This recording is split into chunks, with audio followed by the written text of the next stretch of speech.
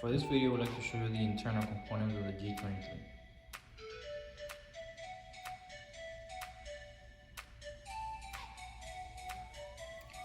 For the G23 countertop, the machine comes with two options. We have the option for water line and the optional water pump. This will be required when you have a location that does not have a main water line at the location to supply the machine with water. So you will need to request a water pump so that you can be hooked up here from our installations. So the option we have on this one is the actual water tank. If you notice the water line from the pump, the outer hose, which is the inlet on the side, the inlet goes into a water tank inside the machine. Inlet comes on the right side and then it goes out through the air brake system. This would be the tank in charge of the keeping some water in there. This is the water reservoir. Okay, so this guy, it keeps the water in there to supply water to the boiler at any time, and it's always going to be checking itself. It has a float, which is stopped by sensors, and a switch in the case the sensor were to fail. Okay, so this fills up with water, and if the boiler requires some water, you can see if I push it down, it's gonna pump water into it, and it stops it when it hits the sensors.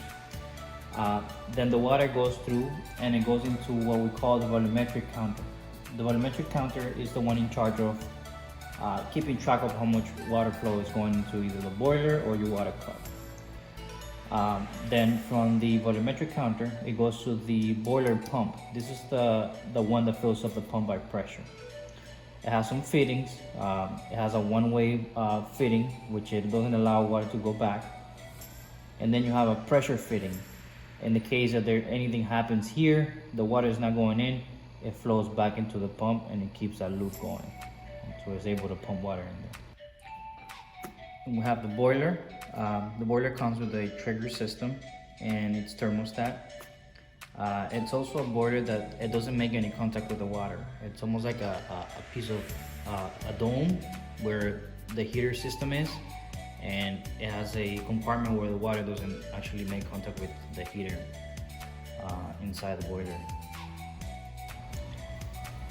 From the boiler, the water flows into our distributor, water distributor. This is our own proprietary distributor. We do not use any valves, which is an advantage. It doesn't require any service. From the distributor, it goes into the front of the bowl, which it gets mixed up. These are the mixers, the brown pieces.